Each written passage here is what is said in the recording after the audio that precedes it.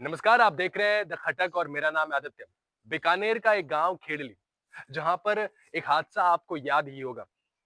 Recent वहां पर एक हादसा हुआ जहां पर सरकारी स्कूल की 3 छात्राओं ने अपनी जान गंवा दी। सरकारी स्कूल में बताया जा रहा था कि वहां पर जो एक इमारत थी, जो पानी की टंकी थी, वो जो है जर्जर अवस्था में थी, जिसकी वजह से उन तीनों बच्चियों की मौत हो गई। आज मैं जोधपुर के एक ऐसे सरकारी स्कूल में हूँ जो लगभग 100-150 साल पुरानी है।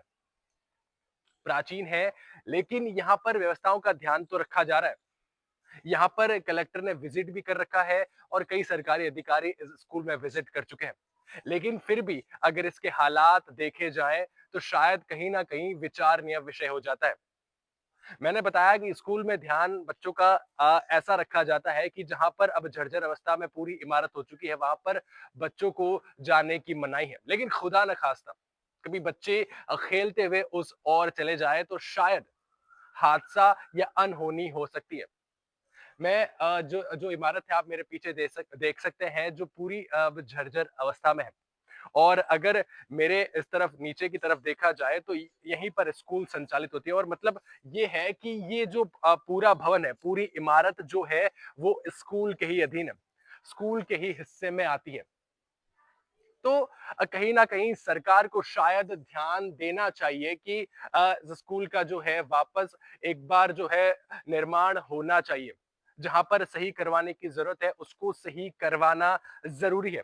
आज हम इस वीडियो में जानेंगे स्कूल की सच्चाई क्या है, स्कूल में जो जहां पर काम नहीं हो पाया है, क्यों नहीं हो पाया, और कब सरकार जो है इस पर ध्यान दे पाएगी। आखिर कब तक यहाँ के शिक्षक जो है अपनी ही देखरेख में अब बच्चों का ध्यान रख पाएंगे, क्योंकि यहाँ पर लगभग 300 से 350 बच्चे पढ़ते हैं।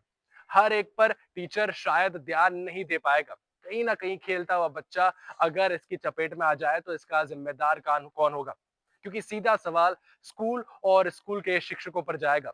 लेकिन सवाल उठना चाहिए सरकार पर, क्योंकि कई ऐसी बातें हैं सरकार करती है स्कूली शिक्षा को लेकर। अगर आप मेरे पीछे ये देखें, जो बिल्डिंग आप देख रहे हैं, इमारत जो देख रहे हैं, वो भी कहीं ना कहीं आपको जर्जर अवस्था में दिखाई देगी।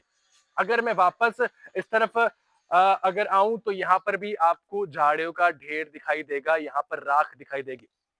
इन फ्यूचर अभी जब दिवाली आएगी, दिवाली के पटाखे अगर जलाए जाएंगे, चिंगारी उछल कर भी आए या कुछ भी ऐसा हो जाए, तो शायद बड़ा हादसा हो सकता है। फतेहपुर स्कूल में हूँ और मैं उस इमारत के बारे में बता रहा हूँ कि जिसको अब शिक्षकों की सूझबूझ के कारण बंद तो किया गया है। वहां पर बच्चों की आने की मनाही तो है, लेकिन मैं फिर से कहता हूं, अगर बच्चे खेलते हुए भी यहाँ पर आ जाए तो हादसा हो जाए तो जिम्मेदार कौन होगा।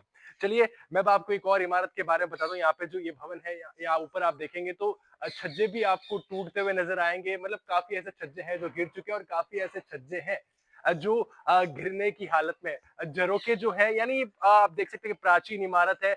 मैं ये कहूंगा कि इसको पुनर्निर्माण नहीं करवाया जाए, लेकिन इसकी मरम्मत करवाई जाए, ताकि भीतरी शहर में जो प्राचीन स्कूलें हैं या प्राचीन जो झरोके हैं, प्राचीन जो गुंबद है, छज्जे हैं, वो बचे रहे। लेकिन इनका पुनः निर्माण कहीं ना कहीं जरूरी है। ये पूरा भवन जो है, पहले यहाँ पर स्कूल संचालित होती थी। मतलब जो अभी स्कूल बाहर है, यहाँ पर भी बच्चे पढ़ते थे, यहाँ पर भी बच्चे खेलते थे। लेकिन अब कहीं ना कहीं उनको यहाँ पर आने नहीं दिया जाता है, क्योंकि आप भी देख सकते हैं हादसा कभी भी हो सकता है। अब अगला सीजन जो है, यानी अब जून जुलाई अगस्त जो सीजन है, वो बारिशों का सीजन है, और जुलाई में वापस नया सीजन स्कूलों का भी शुरू हो जाता है। बच्चे जो नए आते हैं, नए एडमिशन आते हैं, तो कहीं ना कहीं सरकार को देखना होगा। अगर इस स्कूल में बच्चों की संख्या बढ़ जाए तो आखिर उनको कहाँ बैठाया जाएगा।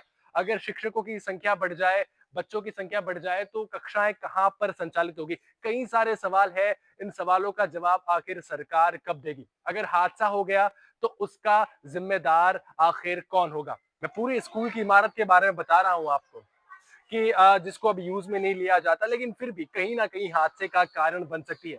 अगर उस इमारत पर बंदर छलांग भी लगा ले तो वो इमारत जो है नीचे आ सकती है। बारिश आ जाए तो वो इमारत जो है नीचे आ सकती है और हादसे का कारण बन सकती है। तो वहां पर तो बच्चों को जाने के लिए मना कर दिया जाता है।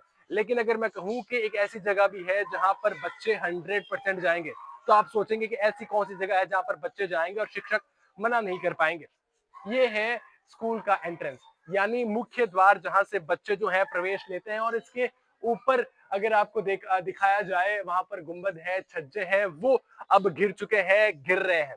यानी यही यहीं से बच्चों का जो है आवागमन होता है, यहीं से बच्चे स्कूल आएंगे, यहीं से बच्चे जो है छुट्टी के बाद घर जाएंगे, यहीं से बच्चे जो है इंटरवल में खेलने के लिए बाहर जाएंगे। लेकिन बच्चों को नहीं पता है कि ऊपर से कभी अनहोनी आ गई, आफत आ गई, तो फिर बच्चों के पेरेंट्स को, यहाँ पर पढ़ाने वाले शिक्षकों को आखिर जवाब कौन देगा।